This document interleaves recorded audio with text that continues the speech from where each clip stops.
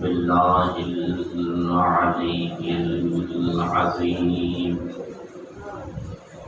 حسبنا الله ونعم الوكيل نعم المولى ونعم النصير الحمد لله رب العالمين والصلاة والسلام على أشرف الأنبياء والمرسلين الذي صاحب التاج والمعراج والبراق والعلم دافع البلاء والوباء والقحط والمرض والألم اسمه مكتوب مرفوع منقوش باللوح والقلم اسمه مقدس معطر مطهر منور في البيت والحرم جميل الشيم شفيع الأمم صاحب الجود والكرم والله عاصمه وجبريل خادمه والبراق مركبه والمعراج سفره سدرة المنتهى قاب قوسين أو أدنى سيد الثقلين نبي الحرمين إمام القبلتين محبوب رب المشرقين والمغربين مولى الكونين جد الحسنين أبي القاسم محمد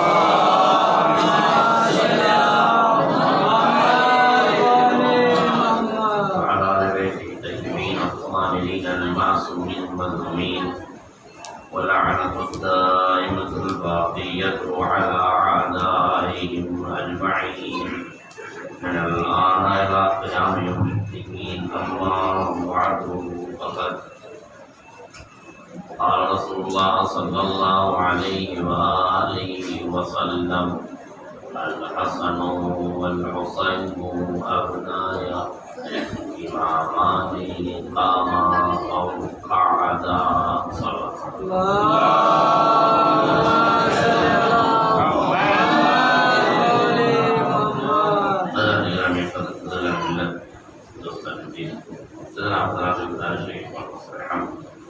اور دین اور تصور اخلاق مرحوم مقبول عزت علی بن ولیاد علی مرحوم مقبول فضل حسین بن غلام علی مرحومہ ملکہ بنت شمشیر مرحوم آصف علی کے بنے عزت علی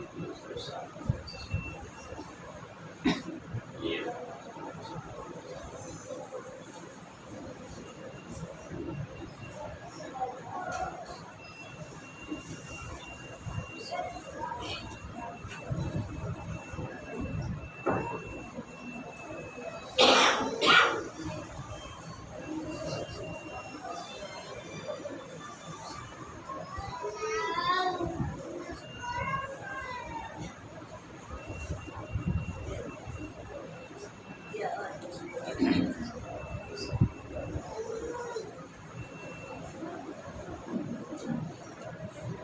حضرات کرام القادر بزرگان ملت دوستان عزیز خمسہ مجالس کی آج کی یہ دوسری مجلس ہے. اس خمسہ مبارکہ کے لیے خمسے کے لیے جو عنوان منتخب کیا گیا ہے وہ صلح اور جنگ کا اسلامی معیار یعنی اسلامی نقطۂ نظر سے کب صلح ہونی چاہیے اور کب جنگ ہونی چاہیے، کن حالات میں اسلام کا نمائندہ صلح کرتا ہے اور کن حالات میں اسلام کا نمائندہ جنگ کرتا ہے۔ کیا صلح اور جنگ انسانی مزاج پر منحصر ہے، انسان کی شخصیت پر منحصر ہے، یا صلح اور جنگ ضرورت کے تقاضوں کے اعتبار سے ہوتا ہے؟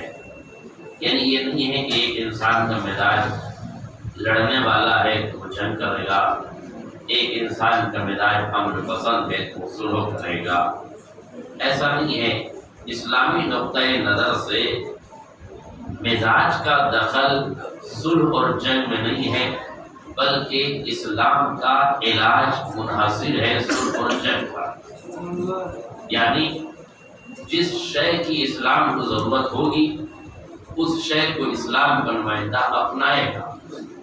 جب اسلام کے نمائندے کو یہ محسوس ہوگا کہ اسلام کی بقا صلح میں ہے تو وہ صلح کے لیے پر پھیلا دے گا، اور جب اسلام کے نمائندے کو یہ محسوس ہوگا کہ اسلام کی بقا جنگ میں ہے تو وہ تلوار کے پر کھول دے گا۔ صلح کے لیے جنگ پھیلانا بھی اسلامی ضرورت ہے، اور جنگ کے لیے تلوار کے پر تولنا بھی اسلامی ضرورت کے تقاضے ہیں۔ ہاں، حقیقی نمائندہ وہ ہوگا جو یہ جانتا ہو کہ کہاں صلح کرنی ہے، کہاں جنگ کرنی ہے۔ اگر کوئی حقیقی نمائندہ نہیں ہے، توجہ سے جملہ سنیے گا، تاریخ آئینے میں جملہ کہہ رہا ہوں، اگر حقیقی نمائندہ نہیں ہے، الہی نمائندہ نہیں ہے، اللہ کے رسول کا منتخب کردہ نہیں ہے، تو اسے صلح پر اعتراض ہوگا، جنگ میں بھاگتا نظر آئے گا۔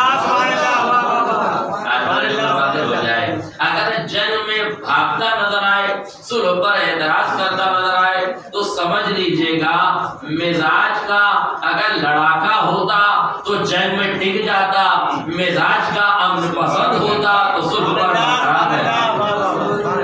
لہذا نہ مزاج لڑاکا تھا، لڑنے والا تھا کہ رک جاتا، نہ مزاج امن پسند تھا کہ صلح پہ راضی رہ جاتا، اس لیے کہ اس کا مزاج اسلامی مزاج نہیں تھا، سیاسی مزاج تھا۔ اسلامی مزاج اور ہوتا ہے، سیاسی مزاج اور ہوتا ہے۔ اسلامی مزاج اسے ملتا ہے جو الوہیت کا نمائندہ بن کر آئے، سیاسی مزاج اس کو ملتا ہے جو مملکت اسلامیہ کو بھی ملوکیت کا لباس پہنا دے۔ اس بات میں محمد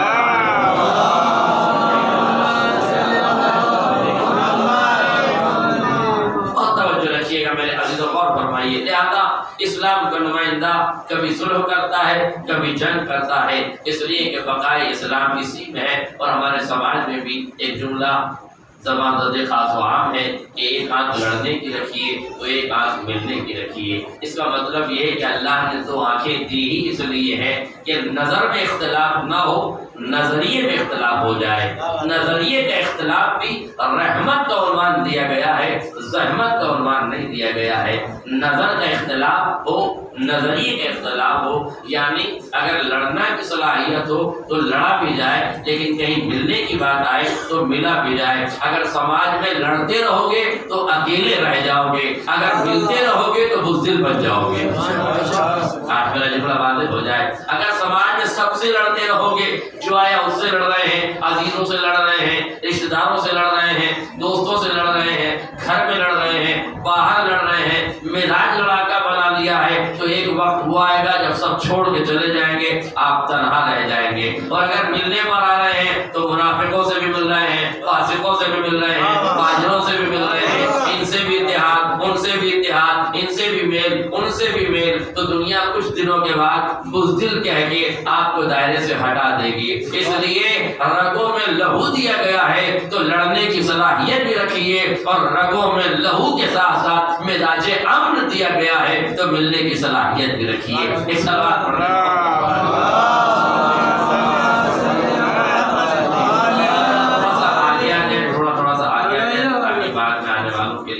زحمت نہ ہو، ایک ماحول بن جائے، فاصلہ نہ ہو۔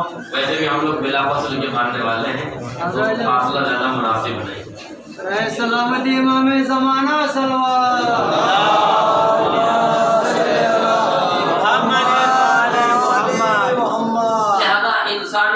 انسان حقیقی وہی ہے جو معصومین کی سیرت پر چلتا نظر آئے، معصومین کا اتباع کرتا نظر آئے۔ معصومین نے جہاں محسوس کیا وہاں تلوار اٹھائی، جہاں محسوس کیا وہاں صلح سے کام لیا، جہاں تک صلح سے کام چلتا رہا تلوار کی ضرورت نہ پڑی، جب تلوار کی ضرورت پڑی تو پھر صلح سے کام، تلوار کی ضرورت پڑی تو تلوار اٹھایا۔ ایسے مواقع بھی تھے، توجہ سے جملہ سنیے، ایسے مواقع بھی تھے جہاں شیر کہا قبضۂ شمشیر پر گیا تھا، شجاعت کہتی تھی تلوار نکال، شیر ان کے سر و تن میں جدائی کر دے۔ توجہ کیجیے گا، جس جملے پہ میں آپ کو لانا چاہتا تھا، مزاج پہچانیے کہ کہاں تلوار اٹھائی جاتی ہے، کہاں صلح کی جاتی ہے، کہاں مزاج میں برانگیختگی ہوتی ہے اور کہاں اطاعت کے سانچے میں ڈھل کے امامت کے نقش قدم پہ چلا جاتا ہے۔ حکم امام ہوتا ہے تو ٹوٹا ہوا نیزہ لے کے میدان میں آ جاتا ہے، حکم امام ہوتا ہے تو قبضۂ شمشیر سے ہاتھ ہٹا لیا جاتا ہے۔ جملہ باتیں ہو جائے، آپ اطاعت کی منزل تمہیں دکھا دوں، صلح و جنگ کا حسین نظارہ میں تمہیں دکھا دوں۔ صلح و جنگ کا مطلب ہمیشہ یہ نہیں ہوتا ہے کہ تلوار کے پر دول کے میدان میں آ جاؤ، اور صلح کا مطلب یہ نہیں ہوتا ہے کہ کسی سے ڈر کے صلح کر لو، بلکہ مزاج کے اعتبار سے اطاعت کے سانچے میں ڈھل جاؤ۔ جہاں ضرورت ہو تلوار چلانے کی وہاں تلوار چلاؤ، جہاں ضرورت ہو زبان چلانے کی وہاں زبان چلاؤ، جہاں ضرورت ہو چشم و ابرو کے اشارے پہ رک جانے کی وہاں رک جاؤ، جہاں امام کہے آگے بڑھ جاؤ وہاں آگے بڑھ جاؤ، جہاں امام کہے پیچھے ہٹ جاؤ وہاں پیچھے ہٹ جاؤ۔ اپنی تمناؤں کی تکمیل کا نام اسلام نہیں ہے، اطاعت کے سانچے میں ڈھل جانے کا نام ہے۔ جملہ باتیں ہو جاتا، اپنی جذبات کی روانی میں بہنے کا نام اسلامی نمائندگی نہیں ہے، اسلام نہیں ہے، بلکہ جذبات کے ساتھ ساتھ اپنے وجود کو اطاعت کے سانچے میں ڈھال لو۔ جہاں اطاعت کا مرحلہ ہو وہاں اطاعت کرو، ورنہ مزاج کچھ کہتا ہے، دماغ کچھ کہتا ہے، جذبات کچھ کہتے ہیں، شجاعت کچھ کہتی ہے، مگر اطاعت کچھ کہتی ہے۔ ساری چیزوں پہ بھاری پڑ جاتی ہے اطاعت۔ لیکن توجہ کیجیے گا، ایک مرحلہ یاد دلا دوں آپ کو، حر نے لجام فرس پہ ہاتھ ڈالا، اور کیجیے گا، حر نے لجام فرس پر ہاتھ ڈالا، ادھر حر کا لجام فرس پر ہاتھ ڈالنا تھا، ادھر شیر کا ہاتھ قبضۂ شمشیر پہ گیا۔ ایک صلوات پڑھ دیں محمد رسول اللہ۔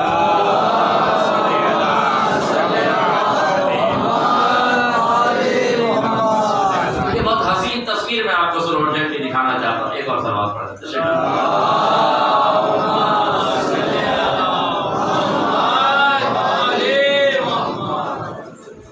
حسین تصویر آپ کو صلح و جنگ کی دکھانا چاہتا ہوں۔ میں نے کہا صلح اور جنگ معیار نہیں ہے، بلکہ اطاعت معصوم مراد ہے، اطاعت الہی مراد ہے۔ حر نے لجام فرس پر ہاتھ ڈالا، شیر کا ہاتھ قبضۂ شمشیر پہ گیا، نگاہیں حسین کے چہرے پر ہیں، ہاتھ قبضۂ شمشیر پہ ہے۔ جذبات کہتے تھے شیر تلوار نکال، حر کے سر و تن میں جدائی کر، دو حصوں میں تقسیم کر دے۔ کس نے امام کے لجام فرس پر ہاتھ ڈالا ہے، گستاخی کی ہے۔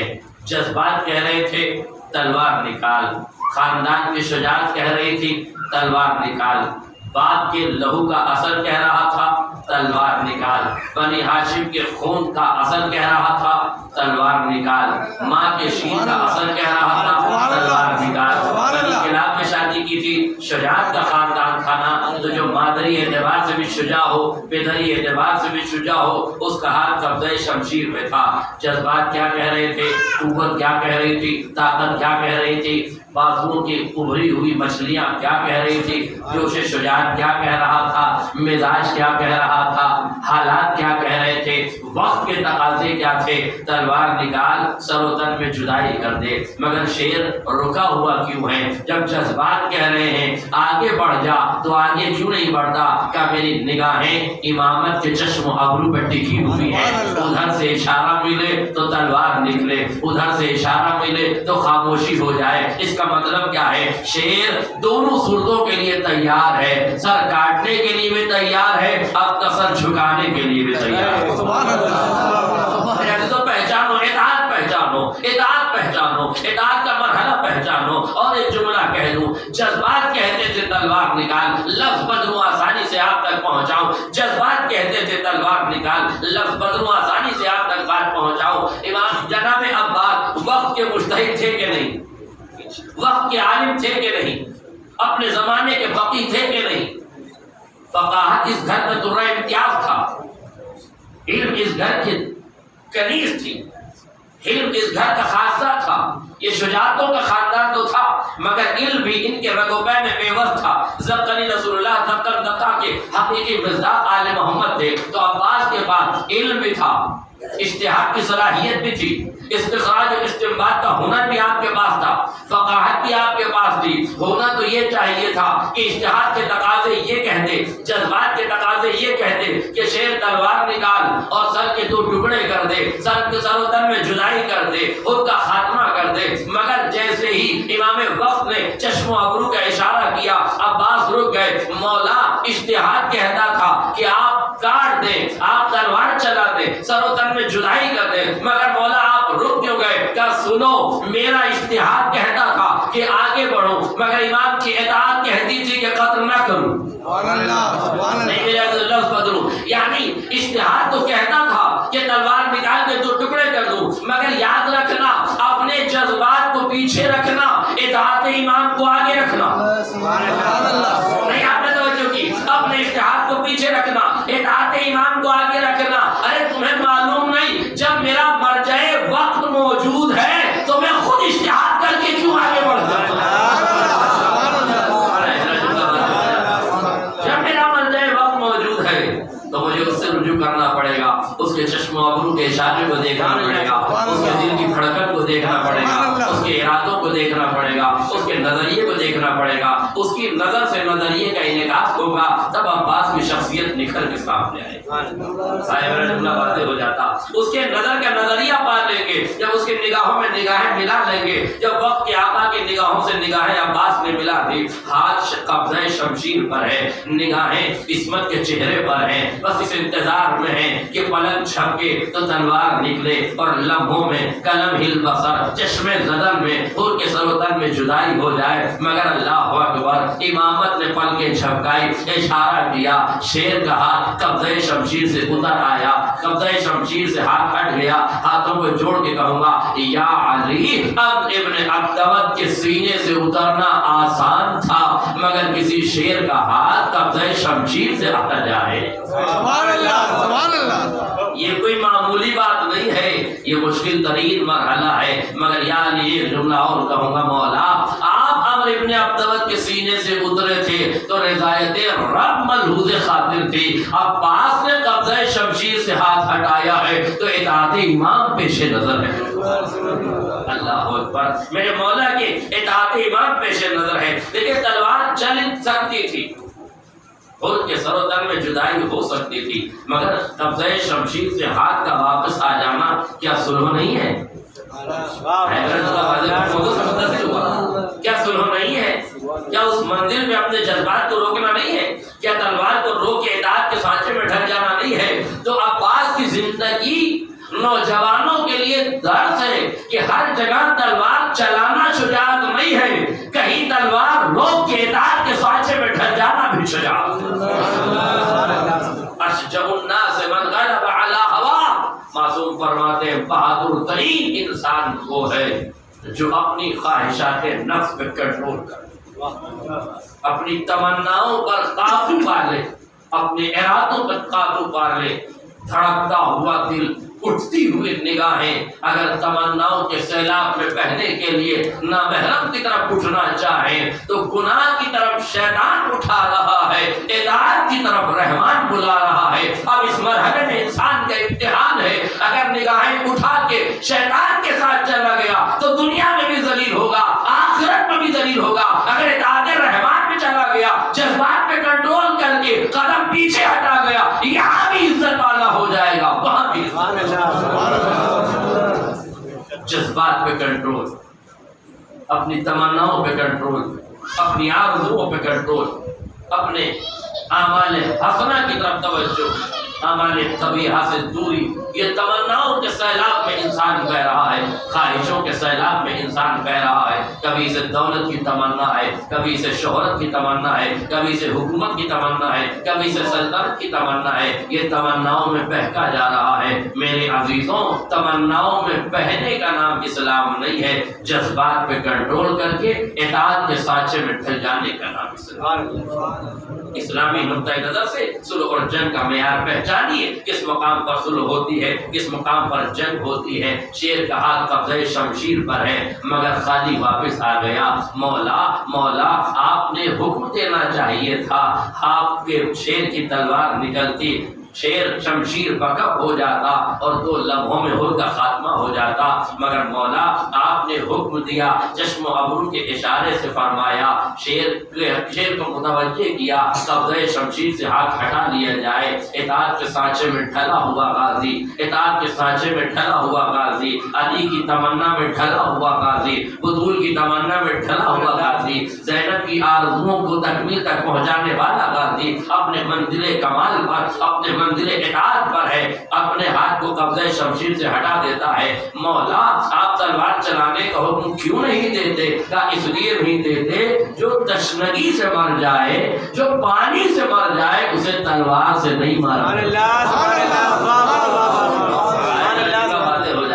وہ 1000 کا لشکر لے کر آیا تھا کہ نہیں, پیاسا تھا کہ نہیں, تشنگی کے ارتقا پر تھا کہ نہیں, مگر ساتھی کوثر کے لال تشنہ لبوں کو پانی پلا رہا تھا, اپنے ہاتھ سے پانی پلا رہا تھا. انسانوں کو نہیں, جانوروں تک کو پانی پلایا. خالی پانی ہی نہیں پلایا, پانی پلانے کا سلیقہ, پانی پینے کا طریقہ اسلام ہے.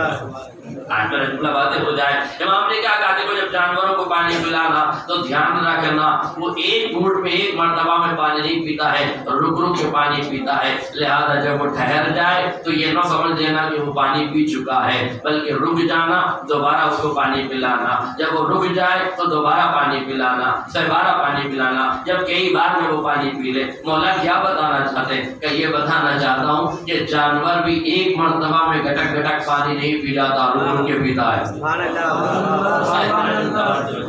ایک گلاس پانی لیا, یہ نہیں کہ منہ کے لگایا اور جب تک خالی نہ ہوا ہٹایا نہیں, نہیں, لمحے بلمحے رک جایا کرو, سانس لے لیا کرو, دھیرے دھیرے پانی پیا کرو. مولا کیوں؟ کائنات کا امام جانوروں کو پانی پینے کا سلیقہ نہیں بتا رہا ہے, جانوروں کے ذریعے انسانوں کو متوجہ کر رہا ہے کہ پانی کیسے پلائے. جو تشنگی سے مر جائے, جملہ سنیے گا, جو تشنگی سے مر جائے, میرے توجہ کیجیے گا, جو تشنگی سے مر جائے اسے تلوار سے نہیں مارا جاتا. جو پانی کے وار سے مر جائے اسے تلوار کے وار سے نہیں مارا جاتا. لہذا عباس چشم و ابرو کے اشارے سے رک گئے. کیوں رک گئے؟ کہ اسے تشنگی نے موت دے دی ہے, تشنگی نے مات دے دی ہے. یہ حسین کے قدموں پہ پہلے ہی گر پڑا ہے, یہ تو پیاس کے عالم میں ٹوٹ گیا ہے. اب میرے جو جملہ سنیے گا, قدر کیجیے گا, پوری مجلس کا نچوڑ ہے میرا یہ جملہ, میں توجہ چاہتا ہوں آپ کی. امام نے کیا کہا؟ چشم و ابرو کے اشارے سے گویا منع کر دیا. شیر کا ہاتھ قبضہ شمشیر سے خالی آ گیا. اب بات شمشیر بکف نہیں ہے, بلکہ شمشیر سے ہاتھ ہٹا لیا. اطاعت کے سانچے میں عباس ڈل گئے. مولا کیوں؟ کہ جو تشنگی سے مر جائے. اور کیجیے گا, میں نے دیکھا ہے کہ تشنگی نے حسین کے قدموں پہ دم توڑ دیا ہے. لفظ بدلو, تشنگی نے ساقی کوثر کے لال کے قدموں میں دم توڑ دیا ہے. لفظ بدلو, تشنگی نے سیرابی کے قدموں میں دم توڑ دیا. نہیں پہچانی میرا لفظ؟ تشنگی نے ساقی کوثر کے قدموں پہ دم توڑ دیا ہے. اب مالک کوثر کی ذمہ داری تھی کہ نہیں کہ تشنگی کے عالم میں جب فرات کی ترائی میں جائے تو پیاسا نکل آئے. مولا کیوں پیاسے نکل آئے؟ کہا تشنگی میں جو دم توڑ دے وہ حر ہوتا ہے, تشنگی جس کے قدموں پہ دم توڑ دے وہ عباس. سلامات پڑھ دے محمد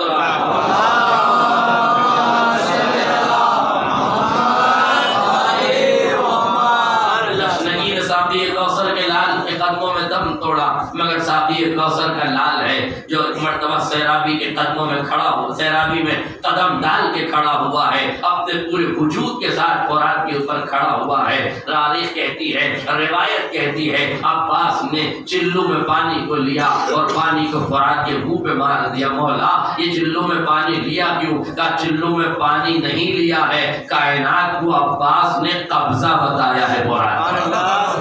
آج میرا جملہ واضح ہو جائے، میرا قبضہ ہے فرات پر، میں ہی فاتح فرات ہوں۔ چلو میں لے کے پانی کو اور منہ پہ کیوں مارا؟ کہا منہ پہ اس لیے مارا کہ یہ عباس ہے، تشنگی میں دم نہیں توڑے گا، سیرابی تشنگی کے قدموں میں دم توڑے گا۔ آج میرا جملہ واضح ہو جائے، یہ فرات کی سیرابی ہے جو عباس کی تشنگی کے قدموں میں دم توڑے گی، اور پانی کا ایسا پانی اتارا ہے ابو الفضل عباس نے، شیر خدا کے بیٹے نے، علی کی تمنا نے، ساقی کوثر کے لال نے پانی کا اس طرح پانی اتارا ہے کہ پانی آج بھی شرمندہ ہے۔ سیرابی کہتی ہے مولا جب تک آپ کربلا میں رہیں گے نہر آپ کے وجود کا طواف کرتی رہے گی، یہ پانی قبر کا طواف نہیں کر رہا ہے، سیرابی تشنگی کے قدموں پہ دم توڑتی نظر آ رہی ہے۔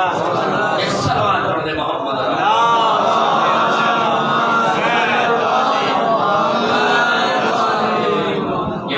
طواف نہیں کر رہا ہے، آج تک نہر کاٹی گئی ہے، پانی عباس کے روزے کا طواف کر رہا ہے، نقصان نہیں پہنچا سکتا، مٹی کو بہا کے نہیں لے جا سکتا، اس لیے کہ وہ اور مٹیاں ہوتی ہیں جسے پانی بہا کے لے جائے۔ جس خاک میں خون شہید مل جائے وہ خاک خاک شفا ہوتی ہے، اسے پانی سے بہایا نہیں جا سکتا، اس پر ختم نہیں کیا جا سکتا، اس لیے کہ شہید راہ خدا زندہ ہوتا ہے۔ تو جس نے تشنگی کے سینے پر، جس نے تشنگی کے عالم میں سیرابی کے کلیجے پہ قدم رکھے، اپنے ہاتھوں میں پانی لے کر اس کے منہ پر مار دیا تاکہ قبضے کا اظہار ہو جائے، کائنات کو پتہ چل جائے، اور تاریخ میں یہاں تک بھی لکھا ہے کہ عباس نے فرات پہ قبضہ کیا۔ کیوں قبضہ کیا؟ پانی کو بھرا تاکہ کائنات کو یہ پتہ چل جائے کہ پہلے فرات ہمارے قدموں میں تھی، مگر پانی نہیں پیا۔ کیوں پانی نہیں پیا؟ یہ ایثار کی سب سے بڑی علامت ہے میرے عزیزوں، ایثار کا اس سے بہترین نمونہ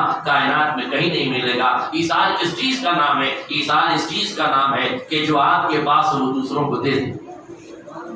میرا سمجھی ایثار کا مطلب سمجھی، روایت کے لفظ ہیں، مولا کائنات ایک راہ سے گزر رہے ہیں، صرف ایثار سمجھانے کے لیے روایت پڑھ رہا ہوں۔ امام راستے سے گزر رہے ہیں، پیچھے سے ایک جماعت نے سلام کیا، امام نے جواب سلام دیا، امام آگے بڑھ گئے، امام کے ساتھ صحابی ہے، امام کا صحابی کہتا مولا آپ جانتے ہیں کہ کون لوگ؟ امام نے پوچھا کون لوگ ہیں؟ کہا یہ آپ کے شیعہ، یہ آپ کے شیعہ ہیں، آپ کے چاہنے والے ہیں، آپ کے ماننے والے ہیں۔ جیسے ہی امام نے سنا یہ میرے شیعہ ہیں، ان کی نسبتیں میری طرف ہیں، لیکن نسبت کا ہی تو ثواب ہے۔ آج کا جملہ باتیں ہو جائے، آج ہمیں فخر نسبتوں پہ ہی تو ہے، تو نسبتوں کا احترام ہے کہ نہیں؟ امام نے کہا اچھا ان کی نسبت میری طرف سے ہے، میری طرف ہے، یہ میرے شیعہ ہیں، میرے چاہنے والے ہیں۔ امام رکے کہا اس قوم کو واپس بلاؤ۔ امام نے قوم کو بلایا، اس گروہ کو بلایا، گروہ امام کے سامنے آیا۔ امام نے پوچھا تم میرے شیعہ ہو؟ کہنے لگے جی مولا یہ شرف ہمیں حاصل ہے، الحمدللہ ہم شیعہ ہیں، اور اتفاق سے شیعہ نہیں ہیں، اور پیچھے گا اتفاق سے شیعہ نہیں ہے بلکہ حقیقت میں شیعہ ہے، آپ کے چاہنے والے ہیں۔ امام نے پوچھا اچھا ماذا شعارکم، تمہارا طریقہ زندگی کیا ہے، سلیقہ حیات کیا ہے، تمہارا لائف اسٹائل کیا ہے؟ آسان لفظوں میں ترجمہ کر دوں، ماذا شعارکم، تمہارا لائف اسٹائل کیا ہے، کیسے رہتے ہو؟ کہ مولا شعارنا اذا وجدنا شکرنا واذا فقدنا صبرنا، اذا وجدنا شکرنا اذا فقدنا صبرنا۔ مولا ہمارا طریقہ حیات یہ ہے، ہماری زندگی کا اصول یہ ہے، ہمارا ضابطہ حیات یہ ہے، ہمارا لائف اسٹائل یہ ہے، ہمارے جینے کا طریقہ یہ ہے، سلیقہ یہ، عادت یہ، ہم ایسے جیتے ہیں۔ اذا وجدنا، جب ہمیں رزق الہی مل جاتا ہے تو کھا کے شکر خدا کرتے ہیں، وَإِذَا فَقَدْنَا صَبَرْنَا، اور جب ہمیں نہیں ملتا ہے تو ہم صبر کرتے ہیں۔ دیکھیے کتنی اچھی زندگی کا طریقہ بتایا ہے، کیا اس سے اچھا لائف اسٹائل ہو سکتا ہے؟ مگر اللہ اس مرد کی نگاہ میں یہ لائف اسٹائل اچھا نہیں ہے، عام آدمی کی نظر میں یہ لائف اسٹائل اچھا ہے، مگر معصوم کا نظریہ اس سے جدا ہے۔ امام نے ایک جملہ فرمایا، هذا شعار کلاب العرب، عرب کے کتے بھی یہی کرتے ہیں. آئے میرا جملہ بات ہے. مولانا نے کہا ہاں شعار کے علاوہ مطلب کہا عرب کے کتے بھی یہی کرتے ہیں. جب انہیں ہڈی روٹی بوٹی مل جاتی ہے تو شکر خدا کرتے ہیں, جب نہیں ملتی تو گڈھے میں پڑے ہو کے نشے میں رہ کر صبر کرتے ہیں. یہ کون سا کمال ہے کہ مل جائے تو شکر کرو اور نہ ملے تو صبر کرو. امام یہ کہہ کے آگے بڑھ گئے. قوم نے ہاتھوں کو جوڑا پھوڑا, پوچھا مولا فماذا شعارکم, تو آپ ہی بتا دیجیے کہ آپ کا لائف اسٹائل کیا ہے, آپ کی زندگی کا طریقہ کیا ہے.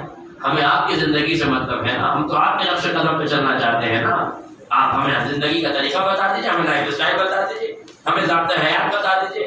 آپ کی زندگی کیا؟ اب امام فرماتے ہیں ہماری زندگی کا طریقہ یہ ہے اذا وجدنا آثرنا, جب ہمیں نعمتیں ملتی ہیں تو ہم دوسروں پہ ایثار کر دیتے ہیں.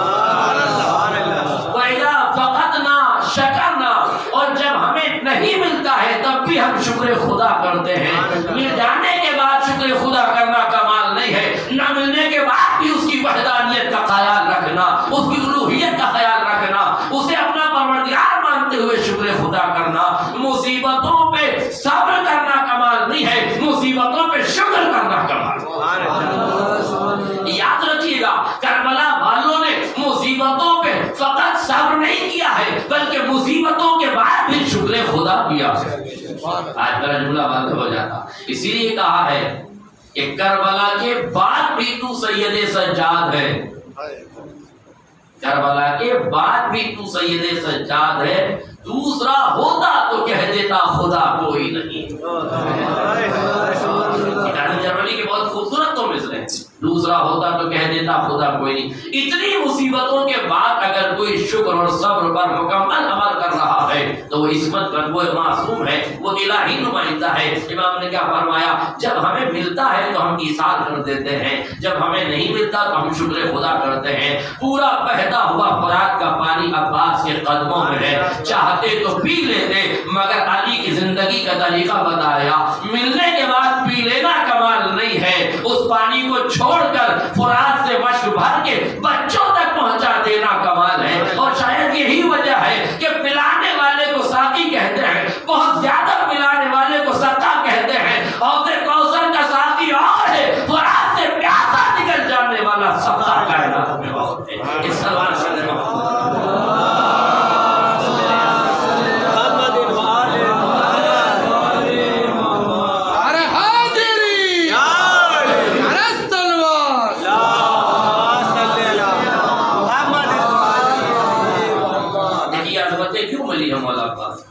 یہ عظمتیں اسی لیے تو ملی ہیں کہ اطاعت کے سانچے میں ڈھلے, اطاعت کے ساتھ ساتھ جہاں صلح کرنا چاہیے وہاں صلح کی ہے, جہاں جنگ کرنا چاہیے وہاں جنگ کی ہے.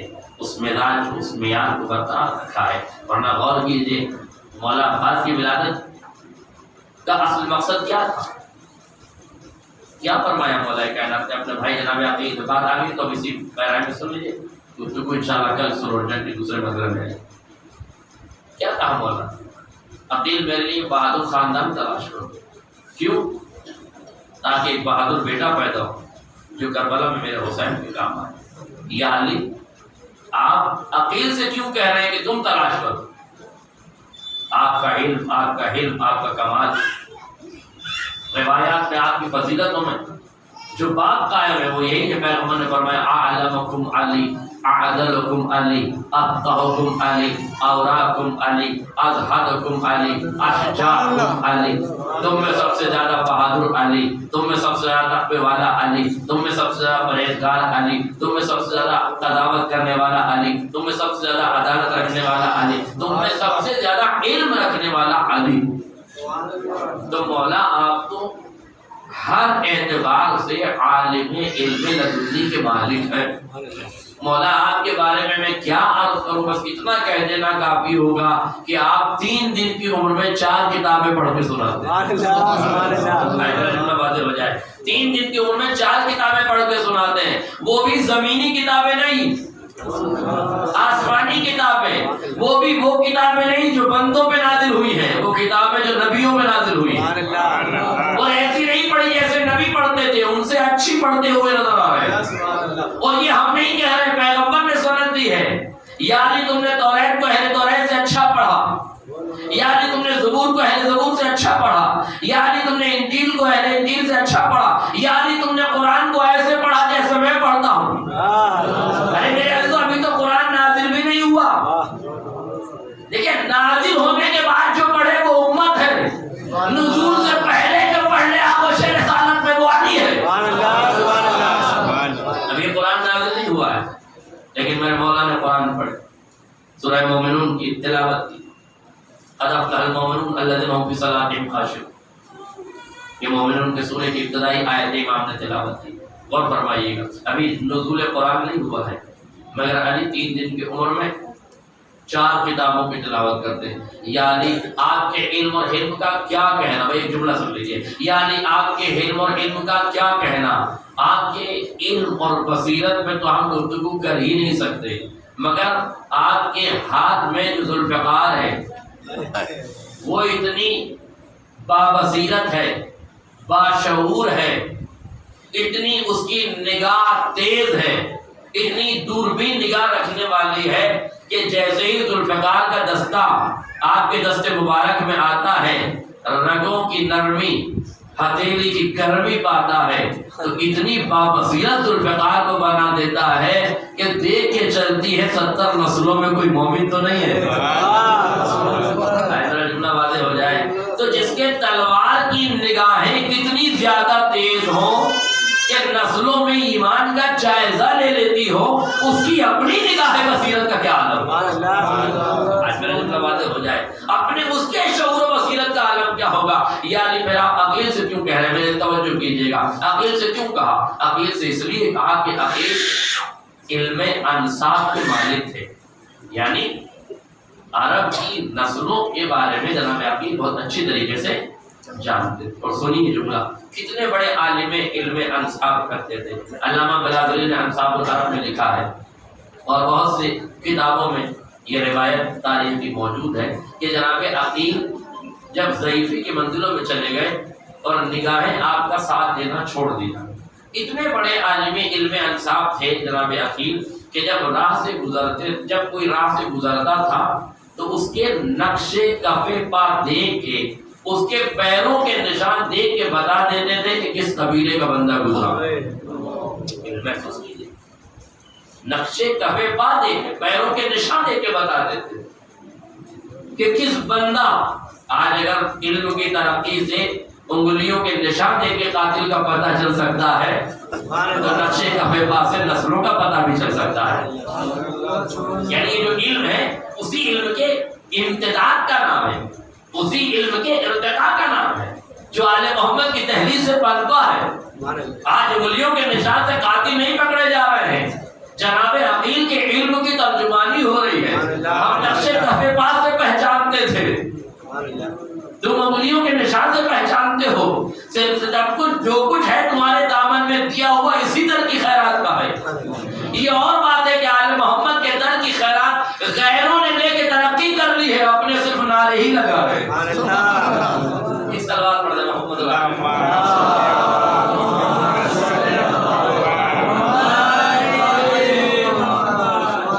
جو فقیر بن کے آیا ہے وہ سرمایہ علم لے گیا، جنہیں یہ شرف ہے کہ ہم فقیر تھوڑی ادھر آل محمد کے، ہم تو آل محمد کے چاہنے والے، وہ محبت میں ہی بیٹھے ہوئے، ابھی محبت کی زلفیں سلجھانے میں لگے ہوئے، کاش کی زلفیں سلجھ جائے۔ میرے عزیزو علم حاصل کیجیے، علم سے ترقیاں ملتی ہیں، علم سے ترقیوں کے زینے طے ہوتے ہیں۔ غور فرمائیے گا، کتنے بڑے عالم ہیں، نقشے کفے پر دیکھتے ہیں، قبیلہ بتا دیتے ہیں۔ دوسرے مرحلے میں اب جب بزرگ ہو گئے، ضعیف ہو گئے، آنکھوں سے بصارت چلی گئی، آنکھوں کا نور چلا گیا، ظاہر دکھائی نہیں دیتا، تب بھی روایت میں کہ مسجد نبوی میں آپ کے لیے چٹائی بچھا دی جاتی تھی، آپ وہاں بیٹھ جاتے تھے، لوگ آپ سے آ کے پوچھتے تھے، آپ ان کو بتا دیتے۔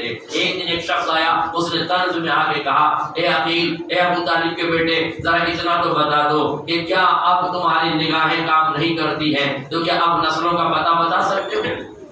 آج میرا جملہ واضح ہو جائے۔ ابو طالب کے لال نے آواز دی، میرا علم نگاہوں کا محتاج نہیں ہے، میرا علم ظاہری بصارت کا محتاج نہیں ہے۔ کب پھر کیسے بتاؤ گے؟ اب تو نقشے کا پھیپا دیکھ نہیں سکتے، اب کیسے بتاؤ گے کہ وہ علم جو محدود ہو جائے وہ غیروں کے پاس ہوتا ہے، جو لامحدود ہو وہ آل محمد کے پاس ہوتا ہے۔ آج میرا جملہ باتیں ہو جائے کہ اچھا نگاہ سے دیکھ نہیں سکتے، نقشے کا پھیپا دیکھ نہیں سکتے، اب کیسے پہچانو گے کہ کس قبیلے کا بندہ ہے، اس کی نسل کیسی ہے؟ جناب عقیل فرماتے ہیں جس کی نسل جاننا چاہتے ہو اسے میرے پاس لا کے کھڑا کرو، اس سے کہو عقیل کو سلام کرے، سلام کے لب و لہجے سے عقیل بتائے گا اس کا باپ کون ہے کون نہیں ہے۔ صلوات پڑھ دے محمد کا۔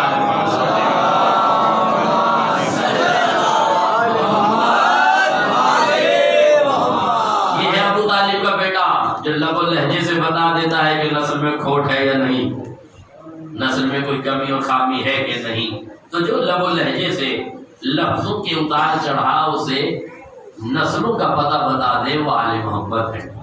اور کیجیے گا یہ ابو طالب کا لڑکا ہے، کوئی عام ہستی تھوڑی ہے، یہ علی کے بھائی ہیں، برادر ہیں علی کے۔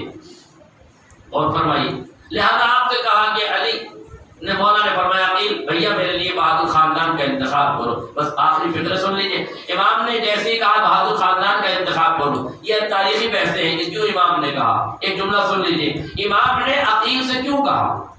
مولا جب آپ کے پاس سارا علم ہے تو عقیل سے کیوں کہہ رہے ہیں؟ کہ عقیل سے کہہ نہیں رہا ہوں، عقیل کو متوجہ کر رہا ہوں کہ اگر مجھے کربلا میں ایک بیٹے کی ضرورت ہے تو تمہارے دل میں بھی ایک چراغ شجاعت جل جانا چاہیے، تمہارے مزاج میں بھی ایک شمع شجاعت روشن ہو جانا چاہیے، تمہیں بھی اپنے ارادوں میں تیاری کر لینا چاہیے، تمہیں بھی یہ سوچنا چاہیے جب علی کو ضرورت ہے حسین کے لیے تو عقیل کو بھی تو ضرورت ہونا چاہیے حسین کے لیے، بہت عقیل کو بھی ضرورت ہونا چاہیے۔ ہوا بھی یہی، علی کا انتخاب عباس پہ ٹھہرا تو عقیل کا انتخاب مسلم پہ جانا۔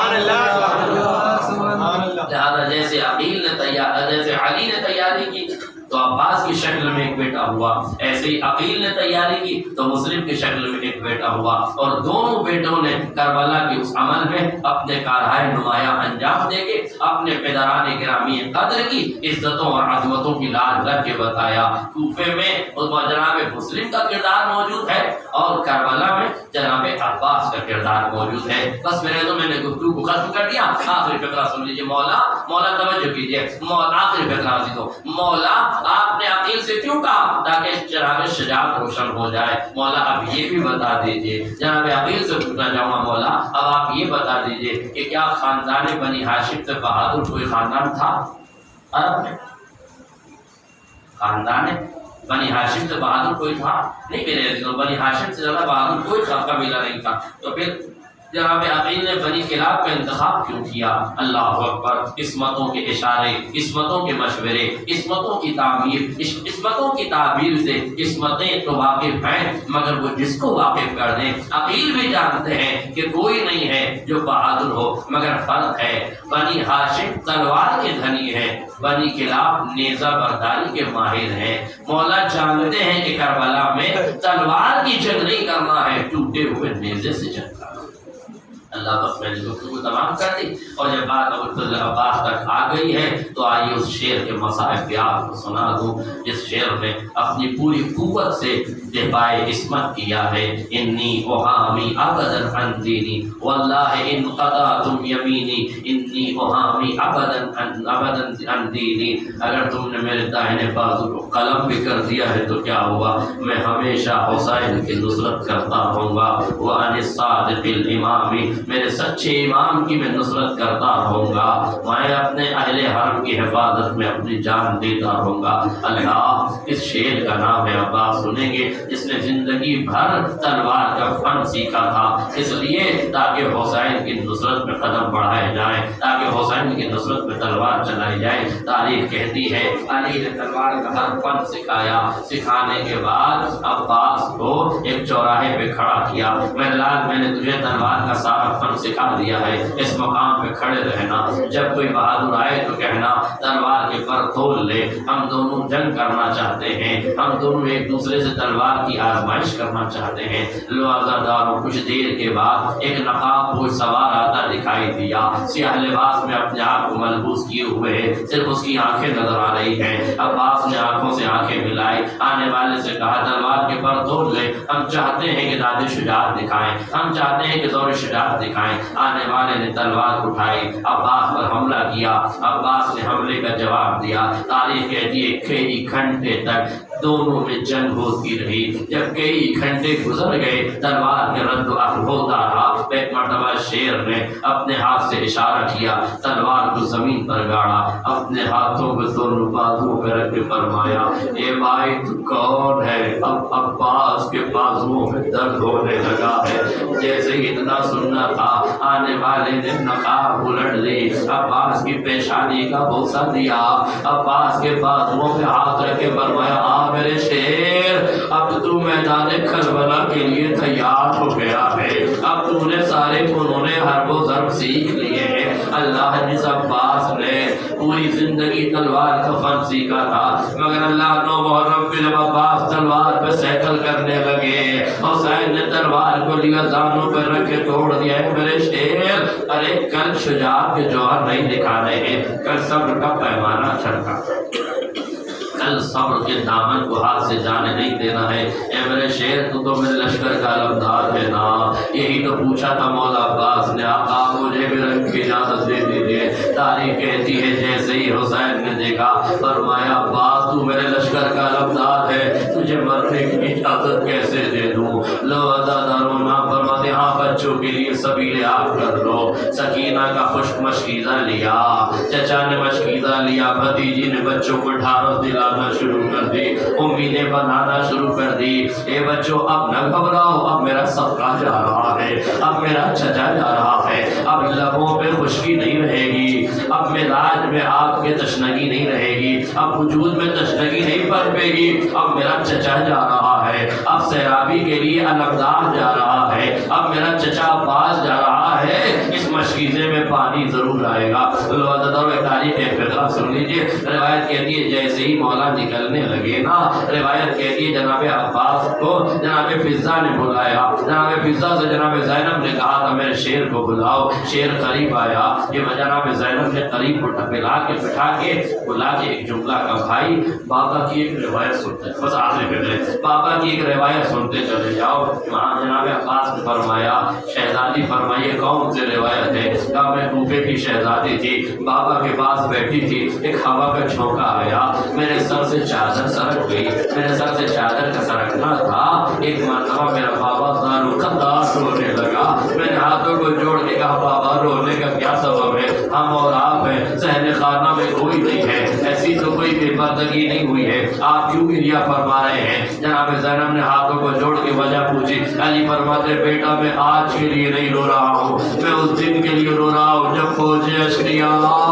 تیرے سر سے نیزوں سے چادریں اتارے گی۔ میرے عزیزوں جیسے ہی جناب زینب نے یہ جملے کہے، شہزادی کہتی ہے عباس میں نے بابا سے پلٹ کے کہا بابا آپ امام وقت ہیں، جو کہہ رہے ہیں وہ سچ ضرور ہوگا، لیکن بابا اگر کسی بہن کا ایک بھائی ہونا اس کا پردہ محفوظ رہتا ہے، خدا سلامت رکھے زینب کے 18 بھائی ہیں۔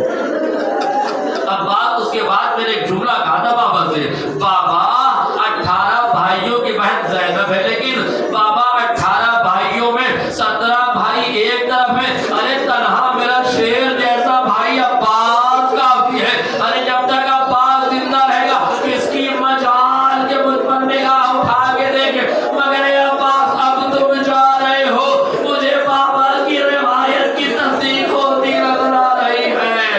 عباس نے نظروں کو جھکایا، خیمے سے نکلے، میدان کارزار میں آئے، وہ حملہ کیا جس کی بصیر و نظیر نہیں ملتی، ایک شکیل دائیں بازو پہ حملہ کیا، عباس کا دائنا بازو شہید ہو گیا۔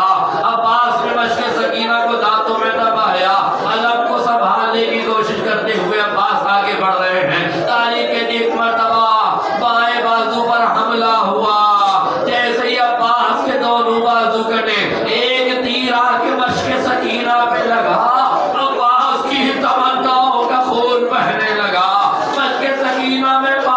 नहीं था, अब्बास की तमन्नाओं का खून था जो करबला के रेगदार पर बहने लगा। अब्बास ने घोड़े का रुख कुरान की तरफ मोड़ दिया। चारों तरफ से हमले होने लगे, बाजू कट गए हैं, आंख में तीर पे वक्त हो गया है, शेर को चारों तरफ से घेर लिया गया। अब दादी तो जुमले सुन लीजिए। तारीख कहती है जब अब्बास को चारों तरफ से घेर लिया गया, सरे साथ कहता है अब्बास के सरोतन में जुदाई कर लो। मगर हाँ, रहवार की फुर्ती का आलम ये है, सवार की हैबत का आलम ये है कि किसी में हिम्मत नहीं है कि अब्बास के सरोतन में जुदाई करो। तलवार लेके शकी आगे बढ़ता है मगर पीछे हट जाता है, खौफ व हिरास फैला हुआ है, किसी में हिम्मत नहीं है अब्बास के रहवार के करीब जाए। अब्बास की हैबत का आलम ये है, बाजू कट गए हैं, आंख में तीर बेवक्त है, लेकिन उसके बावजूद भी अब्बास की हैबत का ये आलम है, किसी में हिम्मत नहीं कि अब्बास के ऊपर हमला करे, सरोतन में जुदाई करे। किसी ने सरे साथ चीख के कहता है क्या तुम में से कोई नहीं है जो अब्बास के सरोतन में जुदाई कर सके? सब खामोश हो गए, चारों तरफ से अब्बास को घेरे हुए हैं। किसी शकीर ने कहा अब्बास कैसे काबू में न आएंगे, गुर्ज़े आहनी मंगाया जाए। सुन सकोगे तो सुन लो, गुर्ज़े आहनी मंगाया जाए। गुर्ज़े आहनी क्या है? मैं सोचता था कोई लोहे का गोला होगा, कोई लोहे की गदा टाइप की कोई चीज होगी जिससे हमला किया जाता होगा। मगर जब मैं उदयपुर के म्यूजियम घर में गया, जब मैंने गुर्ज़े आहनी लिखा हुआ एक असलहे पे देखा, आप यकीन कीजिए कलेजा पकड़ के मैं बैठ गया। अल्लाह, इसे गुर्ज़े आहनी कहते हैं। एक लोहे का गोला होता है, उस लोहे के गोले में बारीक बारीक कीलें लगी होती हैं। एक लोहे का गोला होता है, उसमें बारीक बारीक जज़ाकुम रब्बुकुम खैरन जज़ा। खुदा आपको कोई गम न दे, सवाए तो मजबूर कर बना के